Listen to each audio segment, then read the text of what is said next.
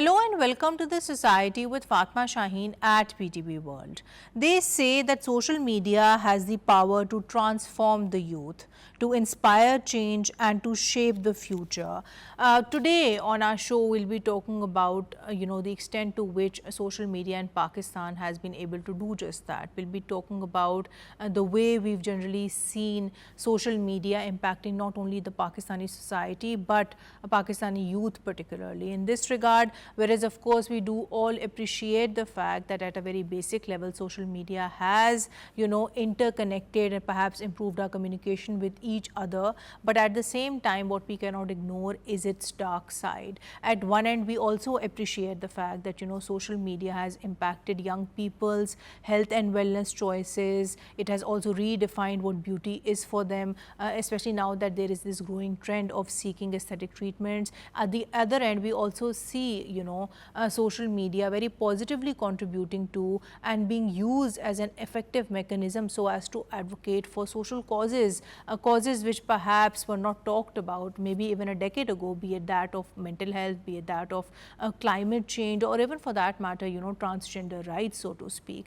In this regard, we'll not only be talking about the potential benefits but also of course the pitfalls of using social media. We'll be talking about how has social media overall impacted Pakistan's educational landscape, how it has at a very basic level also perhaps provided better educational and job opportunities to Pakistani youth out there too. Last but not the least, we'll also be talking about the dangers which are then associated with social media, with there being of course that potential for growing cases of online harassment, with there being concerns being raised about misinformation, fake news, disinformation, and all the issues which in routine people do come across if they do not use online spaces in a responsible and of course in a constructive manner. All of this, that too with an extremely diverse panel. Let me introduce you to my today's panel. My first panelist for today's show is Ms. Alize Khan. She's a young social worker and she's also been the first Pakistani to have won the Diana Legacy Award. Assalamu alaikum ji and welcome to the show. Walaikum assalam. Thank you so much for having me. Thank you for joining us today. Thank you so much for having me. Alongside her, I have Ms. Sadaf Rahman. She's a education and skills training expert. Assalamu alaikum ji and welcome to the show. Thank you so much for having me. You're most welcome. Via telephone line, we'll be joined by Dr. Kamran Qureshi. He is not only a health and wellness expert, he's also an aesthetician. Assalamu alaikum ji and welcome to the show. And via telephone line, we'll also be joined by Ms. Jannat Fazal. She's a cybercrime expert and she's also a psychologist. Assalamu alaikum ji and welcome to the show. Now, before we start the discussion on today's topic, let's have a look at this brief report. Social media is a powerful tool that's shaping the way Pakistani youth interact and engage with the world today.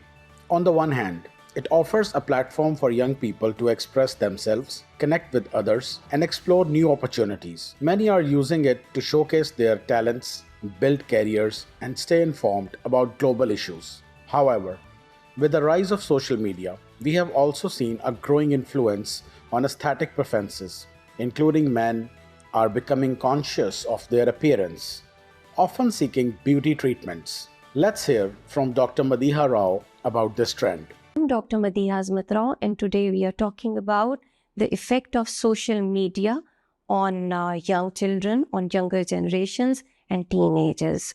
So the social media may lead to anxiety, depression, and loneliness when the kids start looking at the photoshopped and edited images of the influencers, TikTokers, and celebrities. In the long run, it starts affecting their mind and they want to look like them, which is not healthy in a way, in a manner, and it leads to body dysmorphic disorders in children, leading to suicidal thoughts and so on. Social media is also playing a key role in raising awareness about important topics, but we must acknowledge the need for responsible usage to prevent issues like cyberbullying and misinformation. Let's hear from Ms. Ifra Abbas about how this has impacted traditional publications. This is Sayyida Ifra Abbas, and as the editor of a leading lifestyle magazine in Pakistan, I have observed how the growing usage of social media has profoundly impacted our industry in both exciting and challenging ways. On the positive side, the social media has allowed us to reach a more broader and diverse audience than ever before. Platforms like Instagram, Facebook, Twitter have become vital channels for us to engage with our readers, especially with the youth who are increasingly consuming content online. The shift to digital has also enabled us to experiment with new formats and layouts such as short stories, videos, infographics that are more relatable with the youth and are easily consumable on the go. This has not only broadened our reach but has also deepened our engagement with the reader who might not have picked up a physical magazine before. With magazines going digital, I believe that the young generation has more access to diverse content that speaks to their needs and interests. I believe it has made the content also more democratized as anyone with a smartphone can engage with the content that the magazine is providing and also contribute to the conversations online. This has made the relationship between the publication and the reader more dynamic and participatory. However, this transition has not come without its challenges. The immediacy of social media often means that the content's shelf life is way more shorter and it pushes us constantly to provide with new and exciting content. There's also the challenge of maintaining the quality and depth of our content our print edition is known for, while adapting to the quick consumption habits of the online audiences. Additionally, with so much free content available online, the traditional revenue models for publications have been disrupted, making it imperative for us to explore new avenues such as sponsored content and digital subscription. Overall, it's important to remember that while social media opens up countless opportunities, using it responsibly ensures a safer, more positive experience for everyone. Welcome back. Now to get the conversation started with you, Alize, when we do talk about youth advocacy, when we do talk about youth activism, we do understand the fact that at a very basic level, we do see social media has actually helped advocate for not one, rather quite a few social causes, that too in the Pakistani society. For example, issues which were perhaps not given that much attention, for example, climate change, for example, trans rights, for example, even mental health, they are now given a lot of consideration, rather importance, that too only because of social media. But since you yourself have used social media to gain so much recognition, how do you feel is Pakistani youth today using social media? And when it comes to responsible usage, what are the things that people need to actually pay attention to? Social media has definitely been a game changer when it comes to drawing attention towards different causes and causes that work or advocate for rights of the marginalized groups or rights for the minorities. I think for me, talking about my personal experience, I have used social media from day one. When I created my organization 10 years ago, I remember the first thing that I did was create different pages on different social media platforms. And I believe that initially and even now, it has played such a crucial role in, in reaching out to a wider audience and just showcasing my work, achievements, the stories, and just trying to bridge the gap. I mean, I think people cannot go out and see themselves sometimes, but mostly actually, and that's how we use social media. We post all the stories. So you basically keep people updated through social media, and also I think not to forget in your particular case, it has also helped you get these awards like that of the Diana Legacy Award and the COVID Hero Award, because you see, you would only be able to get such awards if your work is actually showcased to the entire world that way.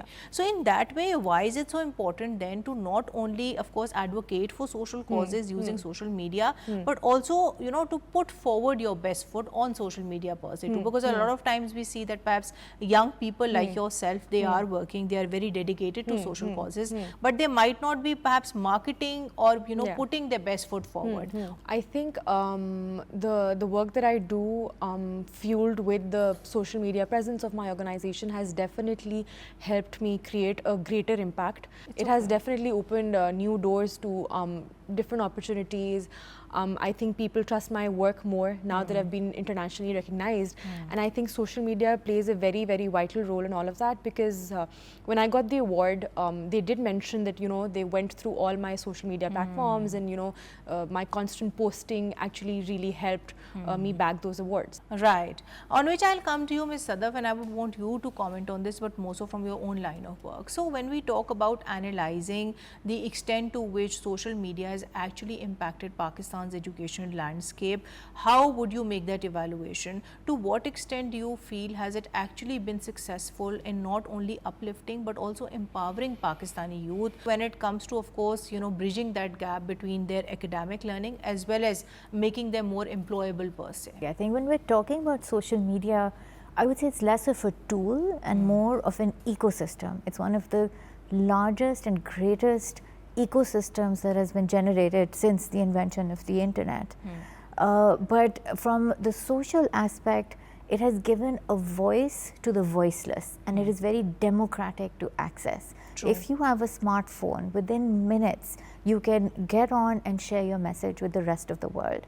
So I think that is something that was very new to the world, and that's one of the greatest advantages of social media.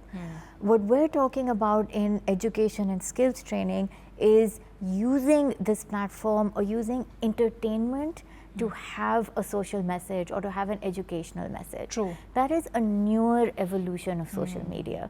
Initially, that wasn't the case. Right. Initially, social But media I in do the feel early that's a stages. very positive change, madam, because you see, this is something that will then bring us at par with the rest of the world as well.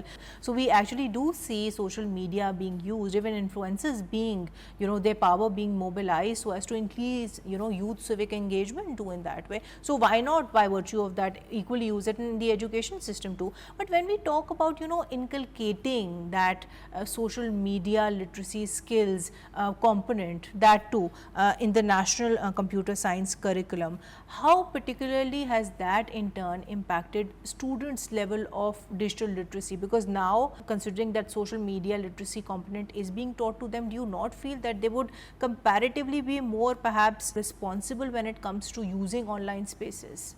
That's the hope, right? So for those who might not know, Pakistan went through a huge national reform exercise a few years ago that's just been concluded earlier this year.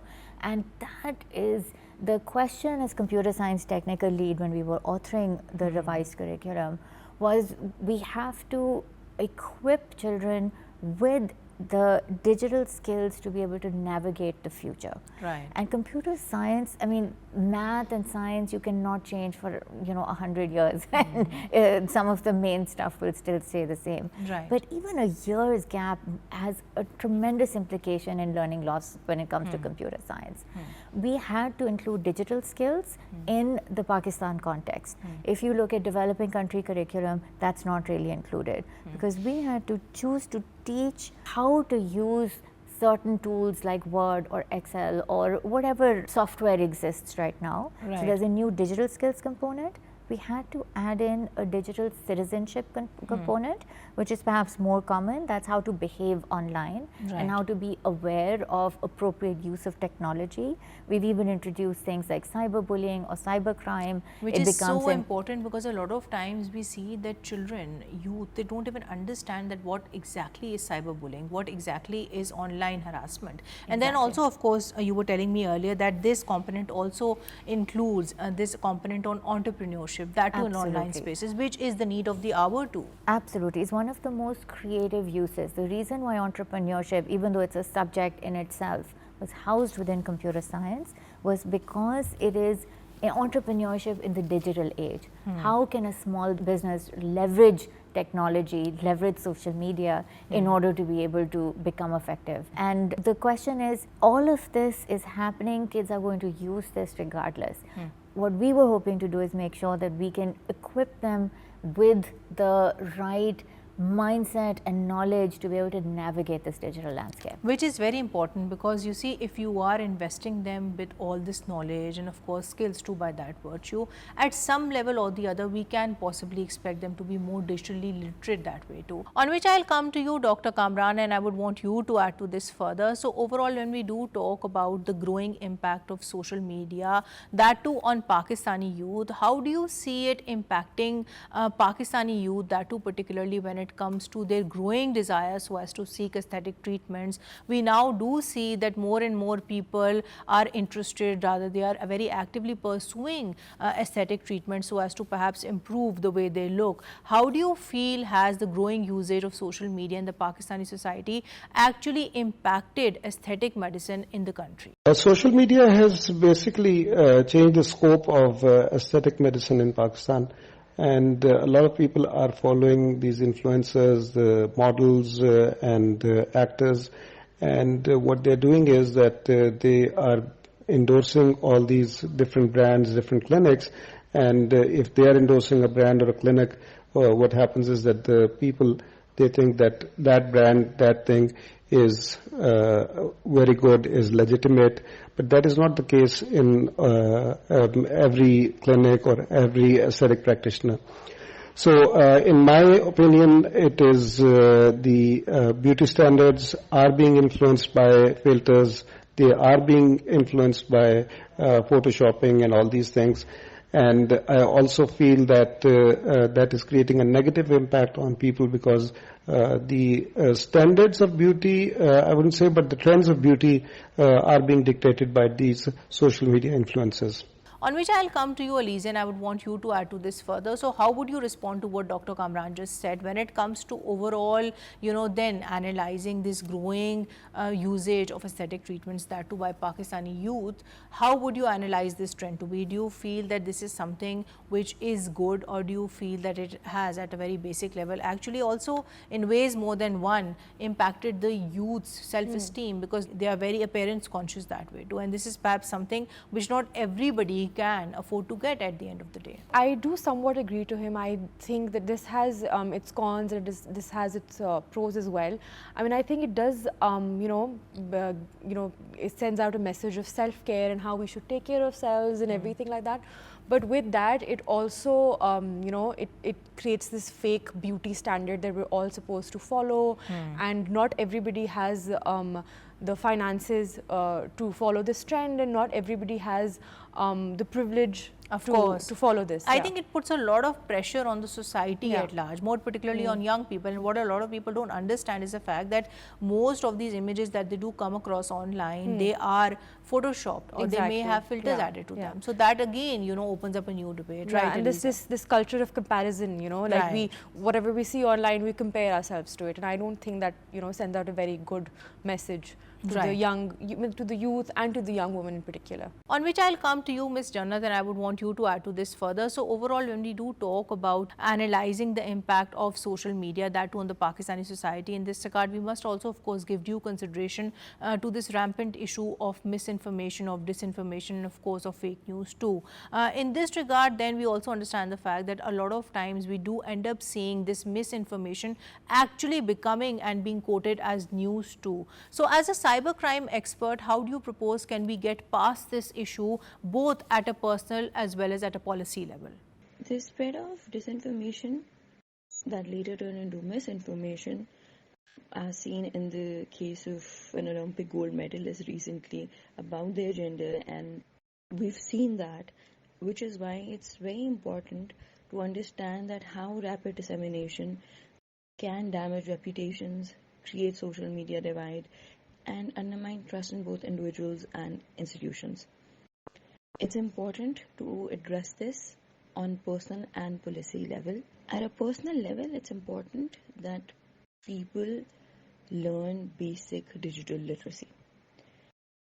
We should have that lens where we critically evaluate things before sharing them with anyone. It's important for us to verify these things because if these are not going to be verified, then it is going to create a lot of problems for people who are at the receiving end of it. Digital literacy and a culture of skepticism is important for internet users question information they encounter online, especially when it concerns sensitive topics like gender, religion, or politics. On a policy level, social media platforms must be held accountable for the content they host. In the case of disinformation about the Olympic gold medalist, platforms like Twitter and Facebook could have implemented stricter moderation policies. Indeed, that's very rightly put by yourself, because in this regard, then of course, there is a huge amount of responsibility which is then vested on social media platforms, on which I'll come to you, madam, and I would want you to add to this, but more so from your own educationist perspective. So when we do talk about the dangers of, online spaces, when we do talk about the dangers of misinformation, even cyberbullying, that too in schools, how do you feel can educators help students get past that? Yes, we do understand that social media, growing usage of technology is extremely important in today's educational landscape, but how can people like yourself ensure that right balance is struck, that students use social media for educational purposes, but then again this is something which then adversely doesn't impact their mental health too? One of the biggest problems right now, like Ms. Channa just identified, is fake news or politicization of certain facts, or playing up certain facts and not playing up others. This is nothing new. Before social media was invented, also there would always be false rumors or scandals or whatever there is. True. So what we're talking about is a universal truth about critical thinking, being able to have an education system that can teach a child how to think rather than simply sit and absorb and listen and regurgitate what has been told to them. Right. That thinking has changed the purpose of education itself. Across the world right now, we're at an inflection point in where we are changing the reason why education systems existed. Schools were designed in the 19th century for industrial revolution jobs, and now in the digital age, it is about teaching children how to think. And that change in curriculum is something that is incredibly important. Curriculum is one of the biggest tools in which you can use to do this. One of which, to combat rote learning, is to focus more on conceptual understanding. On critical thinking too. You have to bring it about through different levers. Right. And one of those levers is conceptual, focusing on concepts rather than focusing on procedures. Right. But then it's also, I think, important to understand, while we have digital skills, we'll have digital citizenship, we'll have entrepreneurship in the digital scale, in the digital age, but there's a certain limit. Curriculum is only going to set guidelines on literacy that every child needs to know.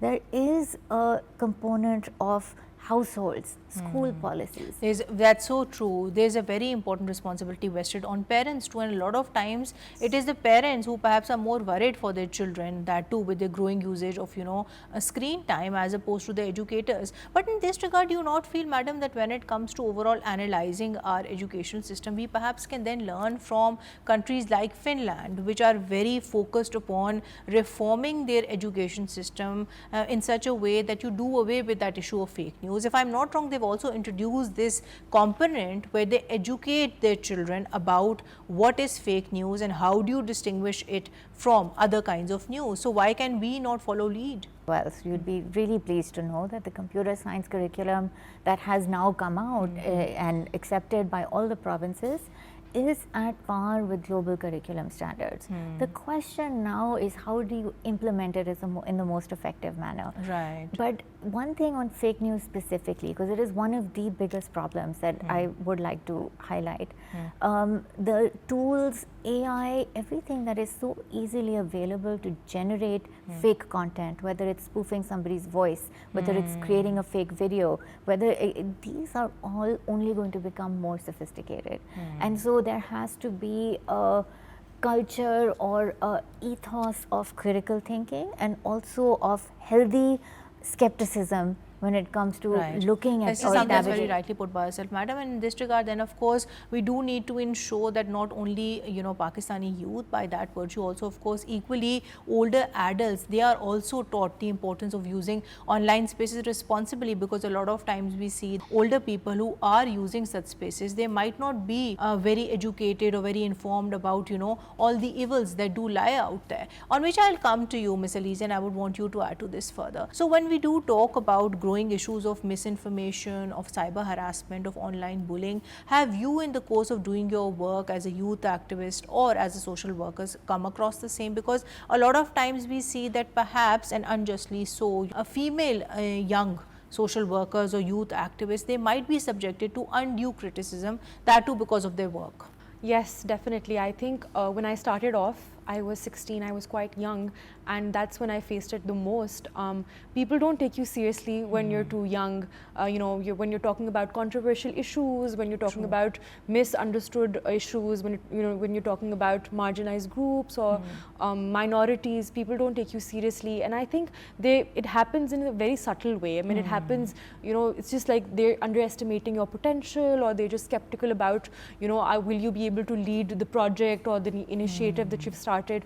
So I think I definitely have faced this. Since you started off so young, you were just 16, I remember. Yes. I think after all these years, I have definitely learned how to deal with it and how to move past it. And that is the way it should be. On which I'll come to you, Ms. Jannat, and I would want you to add to this further. So looking at this entire issue, that too from the perspective of a psychologist, how would you then comment on, of course, social media impacting our mental health per se? In this regard, we do come across this very rampant issue, which is that of media violence, which is then seen in online spaces. So how do you as a psychologist feel can this, in turn actually desensitize people? Because generally we do understand the fact that when people do come across violent graphic content, that too in online spaces, it might perhaps desensitize them. Or do you feel on the contrary that perhaps this in itself can induce a greater potential for aggression? How would you view this issue? Exposure to cybercrime, particularly online harassment and repeated exposure to violent or graphic content, can have profound psychological effects on victims, especially young women and children. Research basically suggests that these experiences eventually can lead to a range of mental health issues, including anxiety, depression, post-traumatic stress disorder, and a diminished sense of self-worth. The anxiety and fear could be because the person who's been harassed is concerned about their safety. And young women in particular are more vulnerable, and they may feel powerless and can constantly worry about being targeted again. Similarly, because of the ongoing nature of cyber harassment, it can lead to feelings of hopelessness and depression. People who've been abused or have heard of this can isolate themselves when it starts impacting them. So they may withdraw from their friends and family, they may go offline, they may isolate themselves socially to avoid further harassment, because they think that if they're not online or they're not using those platforms, this will go away, but it doesn't. Another important thing to understand is that it can be a traumatic experience for these people, which is why if it's a repeated exposure, be it of violent or graphic content, it can be very traumatizing or re-traumatizing. Young people who experience and encounter such stuff repeatedly can develop symptoms like PTSD, where they are seeing flashbacks and nightmares and emotional distress.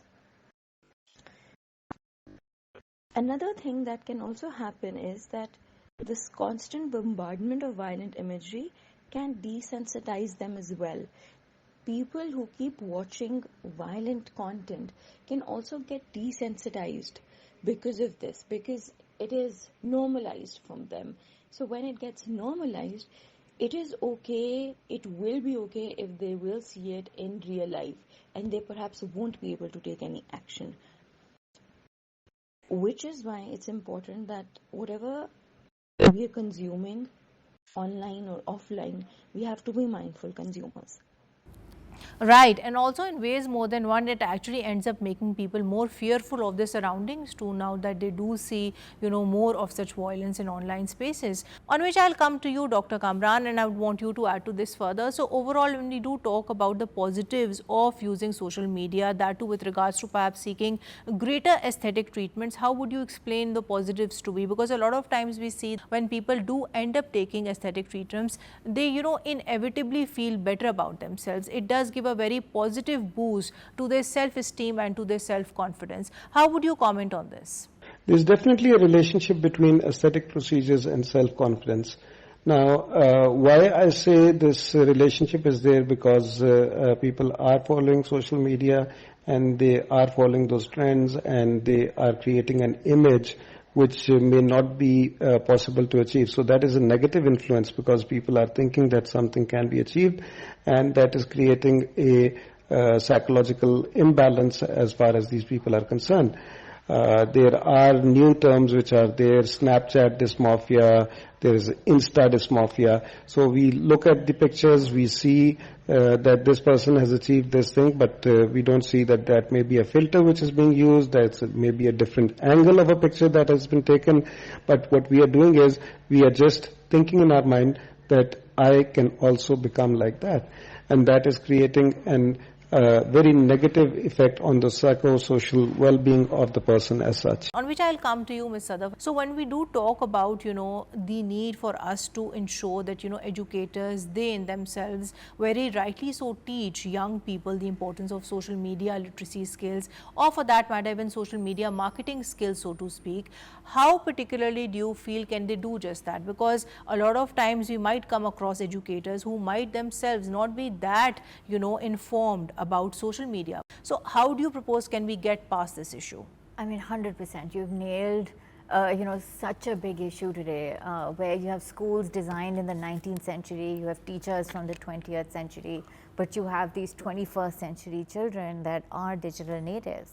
I think one of the biggest blockers to introducing a digital skill like programming, right, like something essential in the 21st century now, across the world, not just for resource scarce countries like Pakistan, has been a lack of access of programming teachers, especially in the early years when it's critical to start.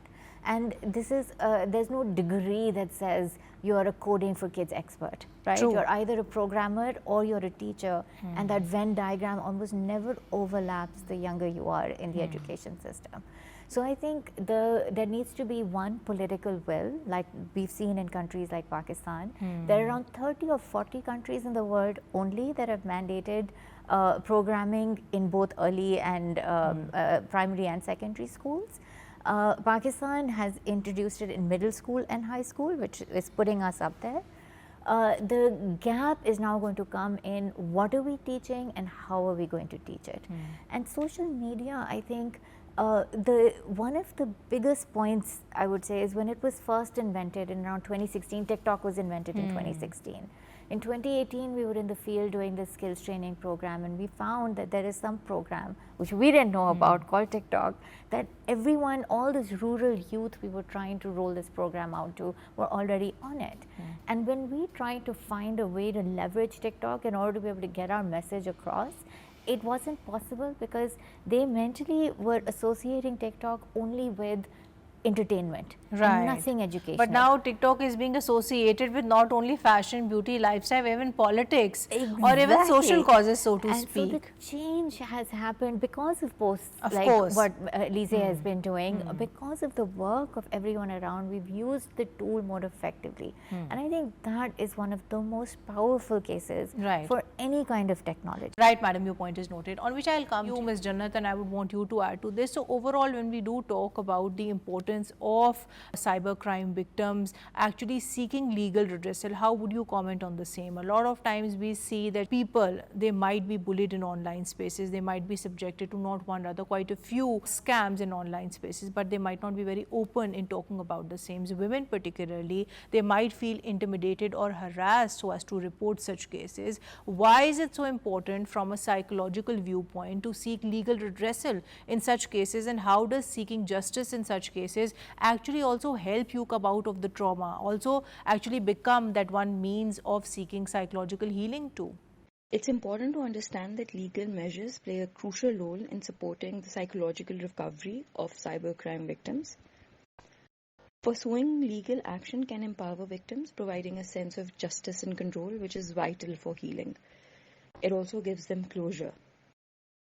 It can also help deter future crimes, protecting others from similar harm if they are going to be seeing how the perpetrators of online crimes are being dealt with, because we've seen a recent case where there were headlines made in the newspaper.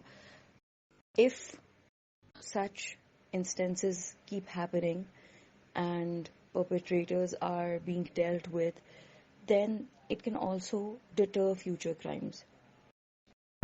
The Federal Investigation Agency, Cybercrime Wing in Pakistan, is essential in this process, where they offer legal recourse and support to victims. However, there are challenges like delays and lack of awareness and sensitization that needs to be addressed to enhance its effectiveness. It's important that they understand that the person who's coming in to report should never be blamed, should never be questioned, should never be asked why they reached out or why they responded or what they did, because that's not the matter of concern. The matter of concern is that somebody violated their right. We have no duty to moral police anyone or objectify anyone, and this is one training that our law enforcement has to have. Last thing, I think is important for us to understand that when we combine legal recourse and legal action with psychological support, that can only provide a comprehensive approach to people's recovery who have experienced this issue. Right, Ms. Jannat, your point is noted, on which I'll come to you, Elise, and to wrap up today's conversation. So what would your concluding message be to the young people out there who are watching today's show when it comes to overall, using social media to amplify their voices, using social media to advocate for the right social causes? How particularly do you propose can they do just that, that too in a way which is responsible and which is definitely safe for others too? Sometimes you have people who cannot go out and work. They have restrictions, or they're busy, their schedules or whatever. They cannot go out and work. They can always remotely volunteer with different non-profits. I mean, like, no matter where you're sitting in the world, using social media, you can volunteer with different non-profits, and you can help people through social media. I think sitting at home, thanks to social media, now you can do social work. You can always, post and create more awareness about certain social issues. You can raise funds through social media. That's how I started as well. And I think the most important thing is, you start small, you stay consistent, and no matter what you do, always believe in your ability to create a difference. Then also, of course, in this regard, we must talk about hashtag activism too, that too from a global perspective. A lot of times we've seen hashtag activism that has actually paved the way for such important movements, be it that of racial injustice, be it that of women harassment per se, on which I'll come to you, madam, and before we conclude today's show. So my last question to you would be that when we do talk about issues which do surround our social media landscape, in this regard, we must also, of course, give due consideration to the rising issue of plagiarism in our society too. And this is something which is just not confined to the four corners of a classroom. It also transcends to the entire society at large, more particularly given the growing usage of online spaces. So how do you as an educator propose can we get past this issue? Do you feel that we perhaps need more stricter policy implementation in this regard, or do you feel that it all boils down to self-regulation of people per se? I think it's somewhere in the middle. Like right now, today, the hottest topic that teachers will be out in the streets to protest is use of ChatGPT in the classroom. I think it's one of the biggest problems associated with plagiarism, not producing your own work. And I'd liken it to a similar time in the late 70s, early 80s, where teachers also came out in protest about the use of calculators in math, because they felt that children will not learn math if calculators are introduced in schools. Right. And that's the norm right now. So change is coming whether we like it or not. The question is, how do you want to interact with it, and at what level do you want to interact with it? One way of looking at tools like ChatGPT or AI is it's a faster way to get to an answer. And if you don't know math, you won't be able to use a calculator. If you don't know how to write an essay, you won't be able to use ChatGPT to write it, no matter how many tools exist. So I think there is a need for awareness and open-mindedness on the part of policymakers and school administrators. But at the same time, children also need to be educated and understand that it's a tool. It's not going to do the work to the level that they would hope it would do. If you have Right. poor writing skills, your ChatGPT is going to produce a poorly written answer. Because when it comes to ensuring that digital literacy, that is something that is focused upon, I think this is something which the entire society should prioritize at the end of the day, because it's just not young people or children per se, it's also about people who might be educated but who might not be that internet friendly, so to speak. On which I'll come to you, Jannat, and before we conclude today's show, so my last question to you would be that when we do talk about overall the dangers of using social media, more particularly falling victim to issues like phishing, to issues like financial frauds, or even social engineering per se, what tips would you give to the people out there when it comes to steering clear of such things? Because a lot of times we also see that individuals who are educated otherwise, they can very easily get trapped in such cyber crimes. So what would your tips be in this regard? For individuals who aren't tech savvy, protecting against online manipulation tactics like phishing or social engineering requires a combination of awareness, caution, and basic digital hygiene practices which come from digital literacy. That is something that has to be learned and incorporated. It's important to understand the common tactics used in these scams, which is the first line of defense. For instance, phishing emails often appear to come from legitimate sources, such as banks or government agencies, but they usually contain subtle errors like misspellings, unusual requests, asking for PIN numbers or your passwords or your date of birth. So learning to recognize these red flags can help prevent such attacks, because we have to understand that this information is never needed by a bank, and if it is, you should visit them instead of providing that information via email or call. Another thing is to be more cautious while having online interactions. It is important to be cautious about sharing personal information. Scammers often use social engineering techniques to trick people into revealing sensitive details. For example, a scammer might pose as a customer service representative and ask for account details to verify your identity. Or they might ask for your PIN number or your credit card number or your account details, which they should have if they're calling from a particular organization or a bank. So if you think that this is not the call made by you for assistance, then don't provide them those details. It's very important to understand this, that banks would not be calling you out of nowhere. Another thing is that we always cannot have deep technical knowledge, but basic security tools can still be used to make sure that we are protected. It is important for everyone to have a antivirus software, and they need to enable two-factor authentication so that if their accounts are lost or they're logged out, nobody else can log in unless they give because there's going to be an added layer of security.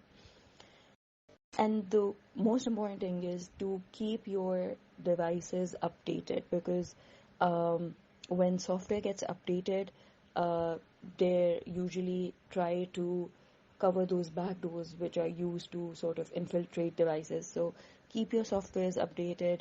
Right. Dr. Kamran, coming towards you and moving towards the end of the show, my last question to you would be that overall, concluding today's discussion, how would you warn against the dangers of obsessing over aesthetic treatments? Yes, we do understand that social media has led to people now resorting to greater cosmetic interventions, but why is it so important to understand the importance of doing that too in moderation? In this regard, what would your comment be? And overall, if you were to then, of course, foresee and predict the future of aesthetic medicine in Pakistan, that too because of the growing impact of social media, how would you predict it to be, for the better or for the worse? The thing which is more disturbing for me is not the influence of social media or the consultations, telemedicine. The thing which is more disturbing for me is the mushroom growth of all these aesthetic clinics which are there. and most of the aesthetic clinics are being run by non-professionals. Now, when they are being run by non-professionals, what is happening is that left, right, center, we are just promoting and we are doing procedures, and this is creating a very negative effect as far as the population at large is concerned. Now, I have been talking about overuse of fillers. I've been talking about the ballooning of the face, which shows up when excessive filler has been used. So this happens because of the reason that we are going to non-professionals, one, or we are going to professionals who are just considering money as their main objective. So increasing accessibility of aesthetic treatments is going to deteriorate the quality of the procedures, the quality of the thing which is being done for the client as such, and would definitely have a negative influence. A decade from now, so predicting future is at times difficult, but still looking at the trends and looking at whatever is happening, I see a very positive change which is going to happen. Because as people are going to start getting more and more aware of these things, what is going to happen is that they will be more educated, they will be knowing which professional to go to.